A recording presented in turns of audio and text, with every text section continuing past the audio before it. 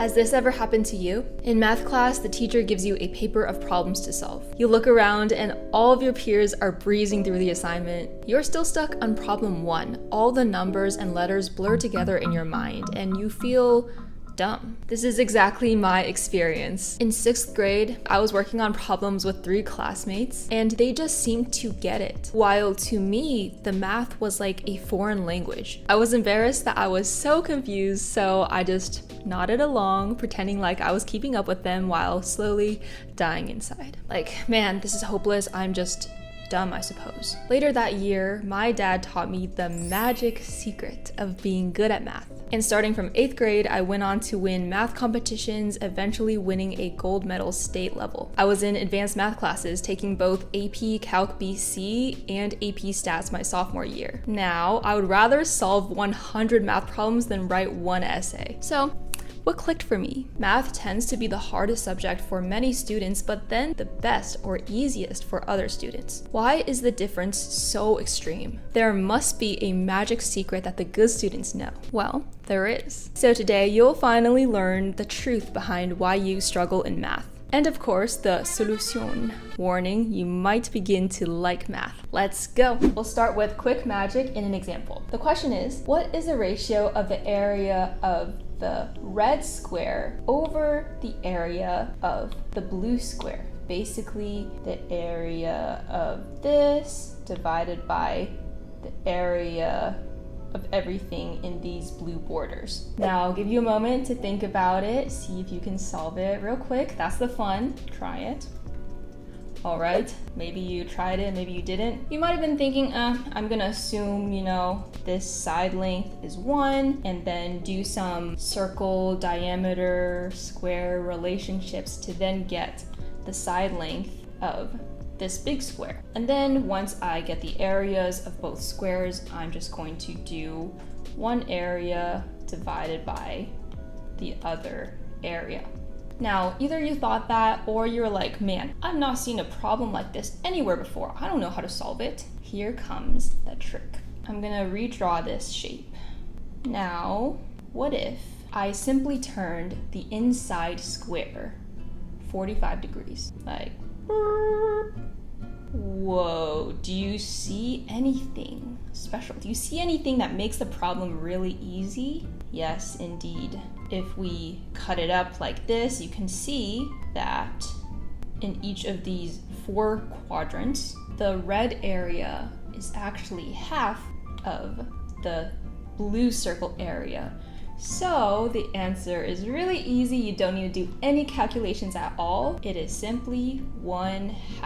Whoa, it's just like magic. This is just like magic. Drop a like right now if you thought that was cool. Come on, guys, that's really awesome, right? That's an instance showing that if you have problem-solving skills and you're creative in math and understand the relationships between shapes, you can do one little adjustment or one little flip of the shape and get the answer so much more easily. Now, I know your schoolwork probably doesn't look like this question, but here is the headline. It doesn't matter how many formulas you know. To solve that area problem and other math problems, it's about math sense and problem-solving skills. The better your understanding of what math truly is, the easier the solutions will be for you. I'm a private tutor right now for the ACT, SAT, and for the math section, I can always get my students up to make that one of their easiest sections, significantly increasing their scores because of these tricks that I show them. That flip of the mindset. I hear all the time, I can't remember the formulas. I can't solve it because I've never seen a problem like that before. That was my students' struggle and probably yours as well. You think that adding math is just adding more formulas to your brain, more tools to your toolbox. But let me ask you this. If you were a construction worker who wanted to improve, what would be more helpful? Relying on adding more tools to your toolbox or increasing your actual skills as a construction worker? If you add more tools without really knowing how to use use them,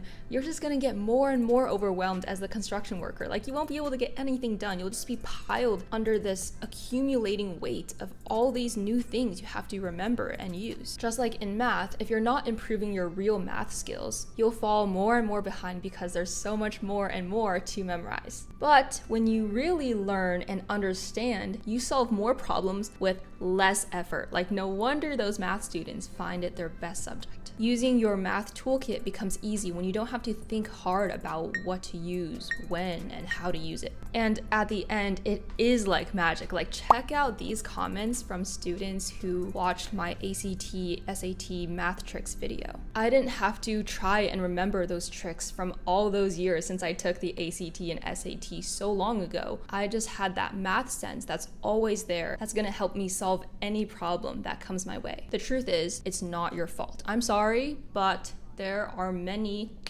subpar teachers out there. I've seen it with my own eyes. One of my students right now tells me that his teacher just writes some things on the board, sits back and goes, learn it, and then gives them the test. That is not math, guys. So really, don't feel bad if you have been living your life so far not knowing that this is the real way to get good at math. Another quick example before we go into the solution, think about square roots. If you were just trying to memorize square roots, like you learned that square root of 25 is 5, then if someone asks you, what is the square root of 36? You wouldn't know because you never learned it. It's not in your memory. On the flip side, if you knew what the square root actually means as the inverse of squaring a number, then you know what the square root of 36 is. Imagine the next time you take your math test and all the solutions just come to you. Here's how to make that happen. This is the 3-part solution. You should do this while practicing math. Number 1, take your math problem and break it into parts. Often we don't even realize that we don't actually understand the little foundations behind the bigger, more complex math problem. So for example, if you have a big geometry problem and using the unit circle is part of it, then the concept unit circle would be a piece of that math problem. So you would break that math problem into unit circle, then maybe algebra operations, whatever other tools that you would need to solve that math problem. Number 2,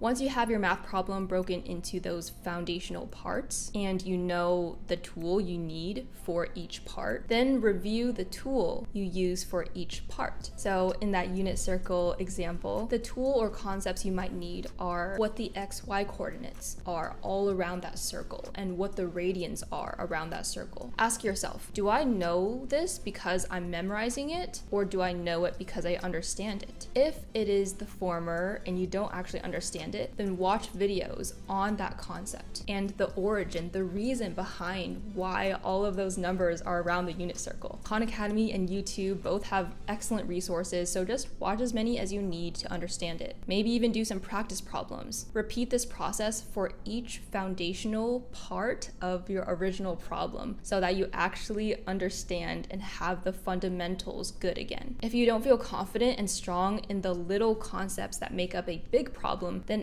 every big problem and the bigger and bigger problems that come after that will be even harder. This works for basically any math problem, and I know I used the unit circle, but the reason I bring that up is because me, after like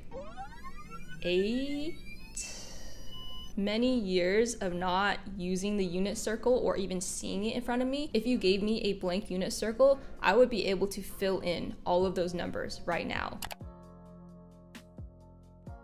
That's the power of understanding and not memorizing. And that's also why I can take the ACT math live and get a 36 on it, even without any preparation right now. Number 3, solving that initial big math problem. Try to solve it on your own from scratch without looking at the answer key. Even when you do get to a problem and feel stuck, don't look at the answer key yet. I know it's really tempting because the solution's right there in the back of the book, but don't do it. Stop. Stop it. First, write down everything you know about the problem in front of you. If, like an ACT problem, it asks you, how do you make this number even? The term there is even, so think back to everything you know about even numbers. When I did this with my student and my student said an even number is divisible by 2, he immediately knew how to solve the problem. At first, my student was stuck. Then I simply asked him, what do you know about even numbers? He told me, and then he knew how to solve it on his own. After you think about everything everything you know about that one problem, try and draw connections between those things. I encourage you to write that down. This is like your attempt at a solution. Think about it for a few more minutes, and then if you're still stuck, yes, now go into the answer key. Now, when you're looking at the solution, compare it to your initial thinking and see how similar or how different it might be. This is where the learning and problem solving ability gets built over time. This last step is so important, because if you only look at the solutions instead of trying the problem yourself as much as you can first, you won't build problem solving skills. The real world doesn't just hand you solutions on a silver platter. You'll have to figure them out on the job. Otherwise, your boss is gonna hate you, man. That's why this approach of understanding and attitude of wanting to build your math skills will set you up for success in the real world too. I know it's going to be really hard to flip the switch at the beginning. When I was getting taught by my dad, I was like, this is taking so long. Why are you explaining all these things? I just need to get the problem done. All that upfront effort will pay off so much in the long run. Trust me, from my experience. You can see from my math awards now that just having this flipped switch and going back to the foundations and understanding things will make a huge difference, a magical difference. And just think about it, it might be hard to flip the switch right now, but it's gonna be even harder to catch up if you fall farther and farther behind. I stress this again because so many students think that this is what math is. Math is not memorizing. Repeat after me. Math is not memorizing. It's really not good to read the solution and just try to memorize it. You will automatically yourself go down the right path if you understand. We should go back and take a shot every time I say understand in this video. Knowing how math works will make you the master of any math class, no matter what. Get excited about trying this new approach, and I'm really excited too to see your progress, so keep me updated in the comments. Let me know how your math grades are going. Yeah, ask me any other questions you have. How else can I help you ace school and life? Let me know and give me a thumbs up. Thank you so much. I'm using an accent randomly. Thank you, bye.